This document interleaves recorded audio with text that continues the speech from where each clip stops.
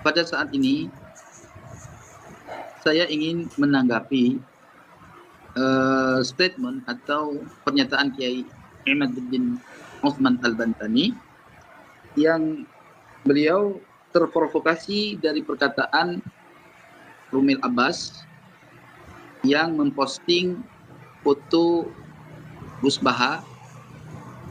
Di dalam hal itu menuliskan terkait masalah bahwa teori Kiai Iman ini kurang kerjaan. Mungkin kurang lebih seperti itulah kira-kira. Ya. Dan sehingga Kiai Imad menjawab sesuatu hal yang memang kalau saya lihat terlalu terburu-buru di dalam menganalisa suatu informasi. Saudaraku sekalian dimanapun antum berada, perlu diketahui dan bisa juga disampaikan kepada Kiai Imaduddin Utsman Al-Bantani. Kiai, saya ini orang yang selalu berjuang menggiring dan mengawali tesis engkau dengan penuh hati yang tulus,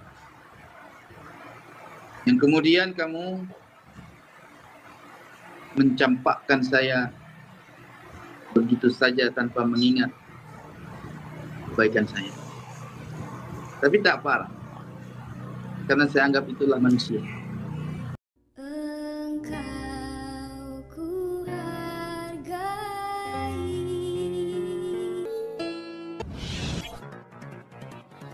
Assalamualaikum warahmatullahi wabarakatuh. Om Swastiastu, Namo Buddhaya, salam kebajikan. Kembali bersama 9.0 TV dari Buta Pandita Lupi Kabupaten Bulukumba.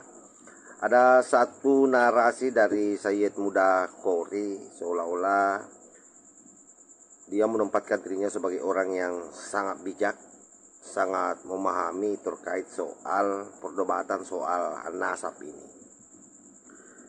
Dan bahkan di dalam narasinya menempatkan Kiai Imad ada dalam kekeliruan, terutama dalam konteks bagaimana Kiai Imad hari ini menanggapi apa yang disampaikan atau yang ditulis oleh Rumil Abbas. Bagi saya sudah sangat tepat yang dilakukan Kiai Imad.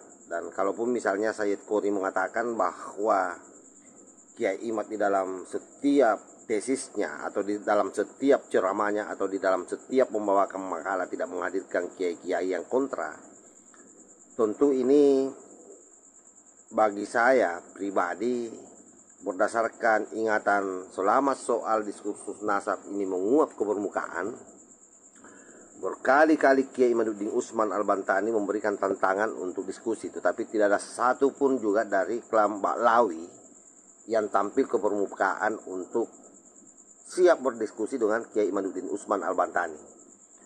Dan bahkan semua mata melihat bagaimana ketika terjadi diskusi di Banten, pihak RA tidak datang.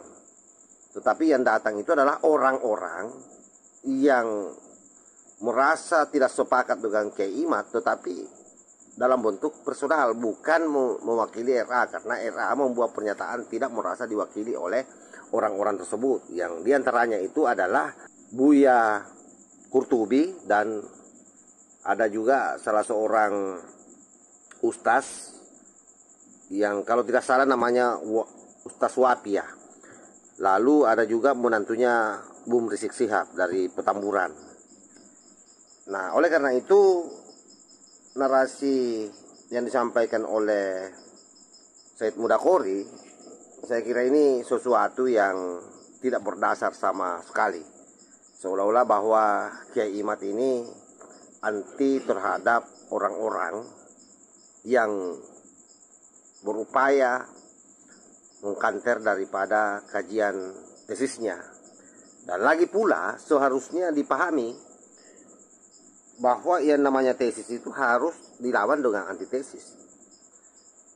Dalam artian bahwa kelompok Baklawi harus melakukan hal yang sama seperti yang dilakukan oleh Kiai Imaduddin Utsman Al-Bantani, di mana Kiai Imaduddin Utsman Al-Bantani melakukan penelitian kajian pustaka soal nasab. kajian-kajian soal manuskrip yang sesaman dengan Ubaidillah yang semua orang tahu bahwa sampai hari ini tidak ditemukan catatan-catatan itu. Jadi manuskrip saja tidak ada, apalagi yang namanya kitab sezaman, itu tidak ada.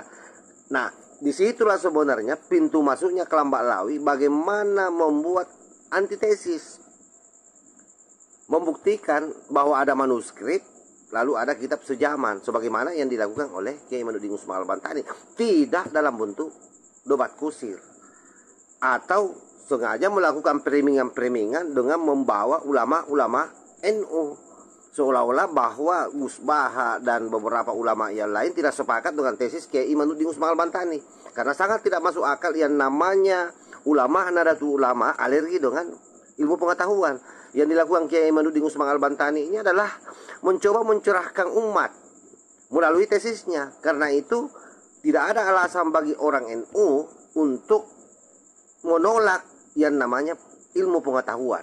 Jadi sekali lagi, soal diskursus nasab ini adalah merupakan satu bentuk kajian ilmiah yang mencoba diteruskan oleh Kiai Imaduddin Usman Al-Bantani dalam kerangka untuk mencerdaskan umat, terutama para generasi muda.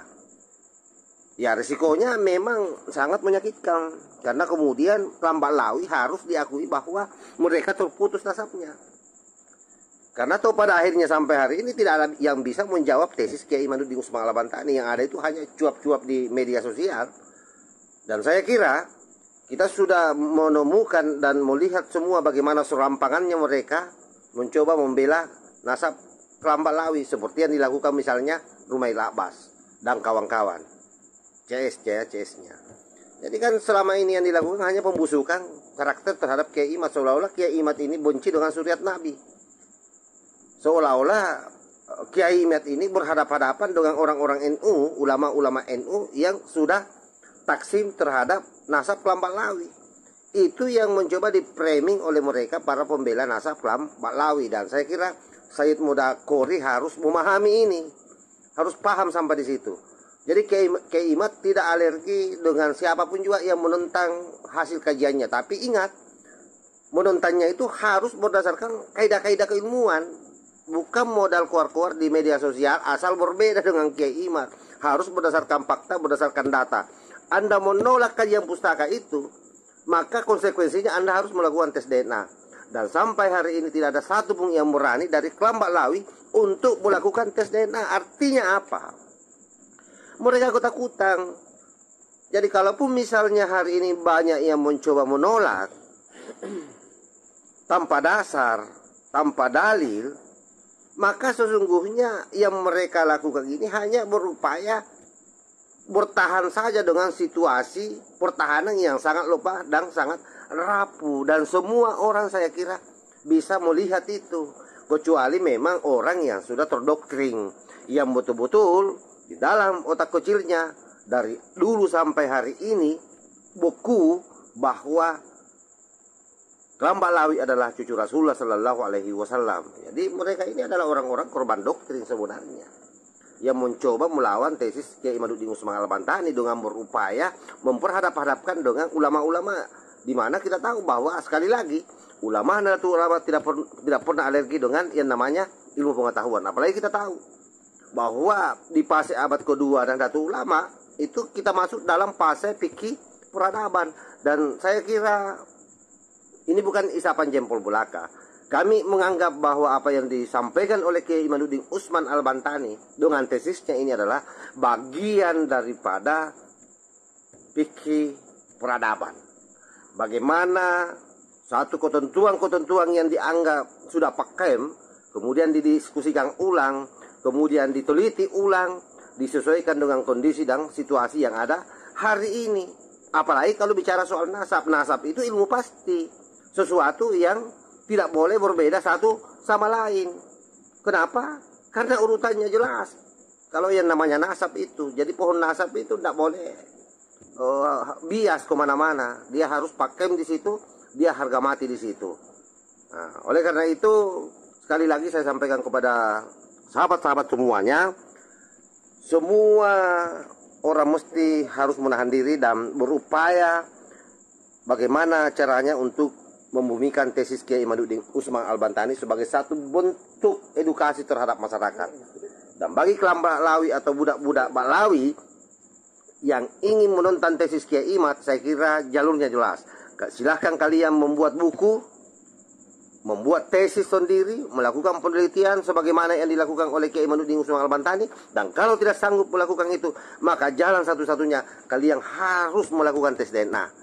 Nah, selama itu kalian tidak mampu wujudkan, maka selama itu juga nasab kalian akan dianggap oleh warga Nusantara sebagai cucu palsu, bukan suriat Rasulullah Sallallahu Alaihi Wasallam. Saya kira demikian. Wallahul muwaffiq ila aqwamit thoriq. Wassalamualaikum warahmatullahi wabarakatuh.